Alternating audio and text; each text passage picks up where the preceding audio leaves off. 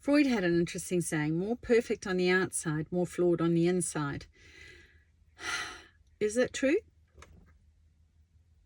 It might be worth a thought or two about it. And I have to say, I would have to agree to some level that, in fact, that is actually the case with a lot of folks when they're working so hard to be perfect on the outside. Why?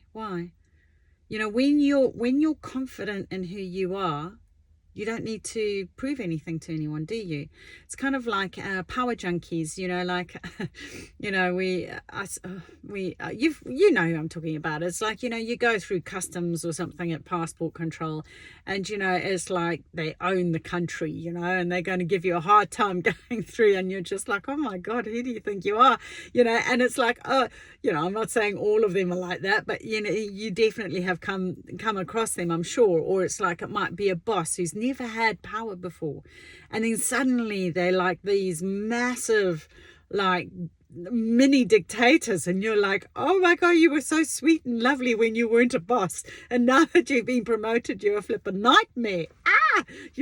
So it's that whole thing of like, are we, when we're so desperately trying to be something that we're not, why is that?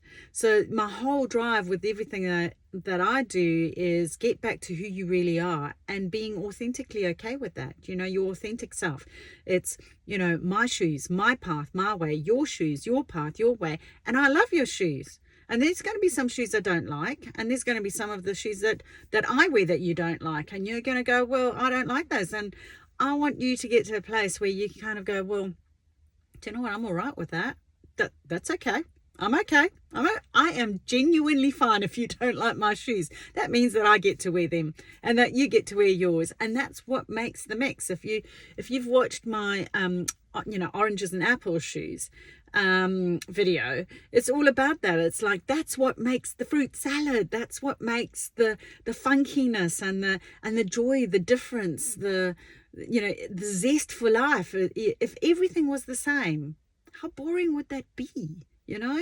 So this whole need to be something that we're not, like, why do we strive so hard to do that? And quite often I find that it's a combination of things. It's all the societal sort of pressures, and especially now with all that, and I've mentioned this before, haven't I, about we want you to look different. The social media is constantly going, you got to look prettier, you got to look a certain way, you got to wear certain things. All the marketing bombarding messages are all about, hey, you've got to be something other than what you are in order to be loved, and that's so that you'll buy their product, at the end of the day, isn't it? And it's just like, well, do I really need that product?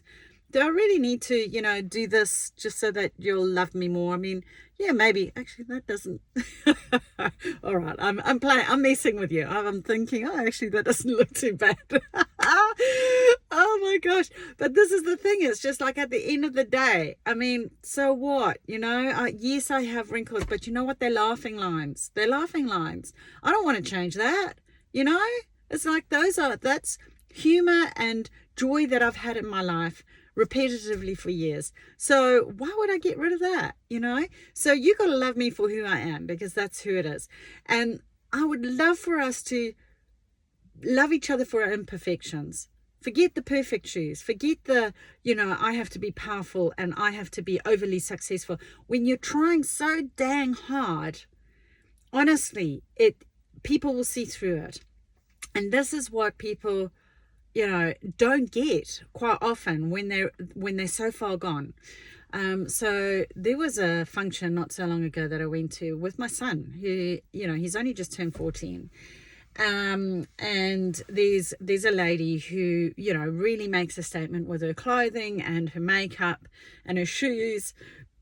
And, it's all about success and achievement in business. And she does the hair and she does everything. And, I was like, oh, we got to talking, and he went, wow, Mum, she's kind of messed up, eh?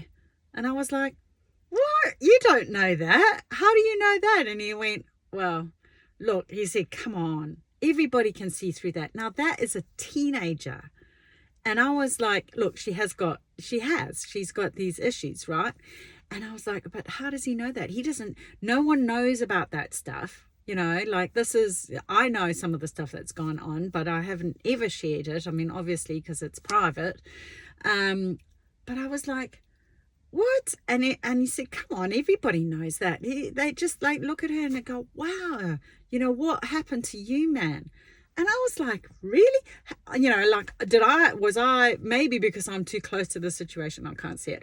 But, well, I know it, but I didn't think anybody else knew it. Let's put it that way. And for my son to pick it up, I was like, holy smoke, how about that? So, we don't, and often, the thing that we are most trying to disguise is the very thing that needs attention. And that's the crux of it, isn't it? It's like the very thing that we're trying to avoid is what we overwork on in order to protect it and be a mask to cover it up. And so quite often it's actually the easiest thing to pick up. Like, it doesn't take me much, but only I do know because I do coaching. I do pick up stuff a lot quicker than others. But that whole need of like, are we trying to be more than what we are? And if so, why? Why are we doing that? And if that's you, there's nothing wrong with it. Don't beat yourself up about it. This is not about making you right, me right and you wrong or anything like that. It's more about drawing the attention to the why. What's the driver behind needing to do that? And if there's an imbalance, how do we help correct that? What needs to be done in order to bring the balance back in, where you're not overworking and over disguising to overcompensate for something that obviously needs attention. Because quite often I find when they're overdoing that, the very last thing they want to shine light on is that very thing. And so it's so uncomfortable. Quite often it's too painful that they don't want to actually address it. And so they keep putting more makeup on and more makeup on and more makeup in the hopes that it's going to disguise, what's really going on inside. And yet there's so much caked makeup on it, it's all metaphorical, that it's like, wow, that's like too much, that's like, yep, definitely something going on there. And it becomes so obvious. So the very thing that they're trying to hide becomes actually really noticeable.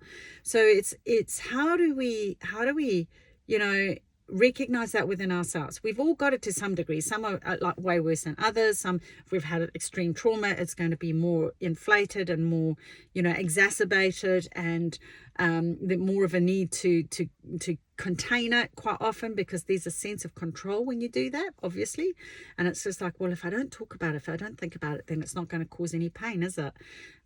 The downside, of course, is that it festers. And it gets worse, and that eventually, quite often, I find that what happens is it's just a case of time before eventually, I always talk about my boiler pot, those pressure pots where you've got to let the steam out. Now, if you don't let that out, eventually the lid blows right off, and then it's all game on, So you really want to get it before it gets anywhere near that, because I tell you what, when those lids go, and then it's proper meltdown territory. And if you can prevent yourself and you go, oh no, it's not that bad, in some cases it won't be, however, there might be that it's multiple little things, and that's another thing to watch out for too, is like, that over perfecting kind of thing. For example, it might be that mum didn't have great self-esteem, and there was a huge emphasis on looking good and looking good and presenting well to the family and to her friends, okay, in order, because that's what her historical learnings have been, her impact, her traumas, whatever's happened for her. So she passes that on to the child, and that child then grows up learning that that's, well, in order for me to be loved, I've got to be like that. I have to look perfect. I have to be. So now they start attracting friends that are in that same sort of mindset where it's like, oh, that's right, I have to look a certain way, be a certain way, starve myself, I've got to wear scanty clothes, or do the makeup, or whatever it is. And now you've got a group of friends that have now exacerbated that situation.